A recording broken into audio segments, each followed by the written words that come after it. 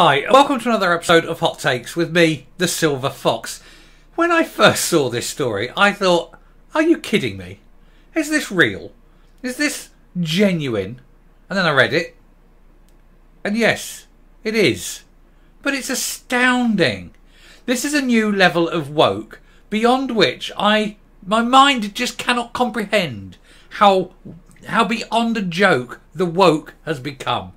This is just ridiculous, and it needs to be ridiculed, and whoever comes up with this needs to be taken to a place where everybody can see him.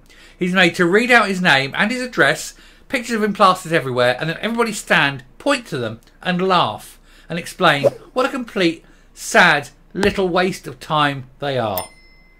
Some edict has been issued by the government to say that, well, just wait until you see this piece. Honestly, your mind will reel. Here goes. So now, calling criminals convicts is offensive. And the prison service tells warders to drop the phrase ex-con and instead call them persons with lived experience. So Genial Harry Grat is not a con. He's a man who's a person, rather, with a lived experience. Can you imagine Porridge, the series Porridge, filled with the likes of Ronnie Barker and all that, in a time when you're not allowed to call them lags and cons and prisoners, but you have to call them people with lived experiences? It's a joke. Officers have been instructed to drop ex-con for the preferred former prisoner. An edict has left staff shaking heads at a time when jails are dealing with record overcrowding. Yes, you've got massive problems, you've got massive overcrowding, not enough jails, not enough staff, not enough resources. And so the prison service, instead of doing anything about that, comes up with new and informative descriptions of how you call these people polite names. They're liars. They're thieves. They're people who do you physical harm. They are people who have killed people. They're people who have done terrible sexual things to people. They are not nice people. And they're in prison for a reason. And the prison authorities are more concerned with their feelings than with protecting the people who deserve to be protected. Us. From them. And the prison service are more concerned with, well, we can't call them ex-cons and prisoners because that might upset their delicate little psyche. Oh, God help us. God help us. What is going on in this world? Anyway, prison officers have been ordered to stop calling criminals convicts on the grounds of it being offensive. It's offensive to me to not call them that. Civil servants at the prison service headquarters have also instructed warders to drop the phrase ex-con for former prisoners and refer to them as persons with lived experience or prison leavers. What a pile of absolute woke wankery. The edict has left staff shaking their heads. When I was reading this, I couldn't believe it was real. And this at a time when jails are suffering from record overcrowding and their colleagues are leaving in droves. A prison service spokesman said it was part of a clampdown on inappropriate deviations from its guidelines. What a pile of shit. What you need to do is get these people who sit in these offices and come up with shit like this and put them in a prison, put them in a uniform, put them in a prison and say, go on then, go on, you go and be nice to these people. They won't get out alive. These guys in prison will eat them. Prisons are actually run by the prisoners. We all know it. They are a society within their own right, and they have rules. But those rules aren't the ones laid down by the prison authorities. They're the rules by which the prisoners themselves have decided to live by. And a good warder knows that. Yes, occasionally he'll have to put his foot down and make an issue of something. But it's done with the full connivance of the prisoners, because otherwise you wouldn't have any. You wouldn't have any prisons, because they'd all be out, because there's about 500 prisoners for every bloody guard. Anyway, the national chairman of the Prison Officers Association, the POA, trade union, was instructed to drop use of the words in an official letter from the Ministry of Justice agency. It's clown world, isn't it? I did a story this morning about clown world. It is absolutely, it's worse. You can't believe that we're living in a sane universe. Mark Fairhurst told the Mail, I received a letter saying some people found the word convict offensive and that we should not use that term. Well, perhaps if they didn't break the law and go to prison in the first place, they wouldn't be offended. But they're offenders. That's what they are. The people who are paying, the taxpayers who are paying to keep these sods in prison, they're the ones who should be offended by the very fact that they're being fed. Put them in a jail cell, bread and water, 20 years, no mixing, hard time, breaking rocks, don't care. The prisoners shouldn't have any rights to say what they're being called.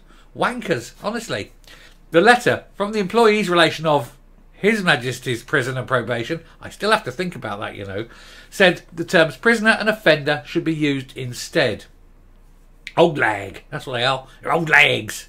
But there is nothing offensive about that language when you're describing someone who's been convicted and incarcerated. When I talk to prisoners, they call themselves cons. So what's the problem? Another prison source said, this is real nanny state stuff. Yet again, do-gooding civil servants are spending their working hours trying to manipulate the English language to fit their personal worldview, rather than concentrating on things that really matter. As I say, get these little, office bods out of there, sitting in the real world, put them in a prison and say, go on in, tell them, go on, you do it. They would shit themselves. They absolutely would. These people have never done a day's work in their lives.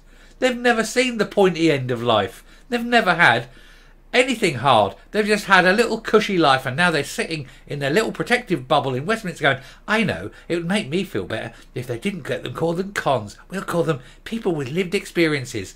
These people are complete and utter wankers. That should be the official name for these civil servants who've never done fuck all in their lives but come up with shit like this. Anyway, while they're sending out diktats about persons with lived experience, the jails are full to bursting.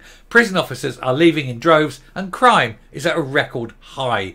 Tory MP Craig McKinley described the prison service's latest intervention as nonsense. He said, however you refer to them, convicts, offenders, prisoners, lags, slackers, the lot. These are people who find themselves in prison for serious offences against their victims and against the community at large. I frankly don't care what you call them because they're all the same. They have not earned the right for new, woke nomenclature to describe their status. No, they haven't. They need to grow up. And it isn't... No, actually, they don't. It isn't the prisoners calling for this. The prisoners don't give a shit.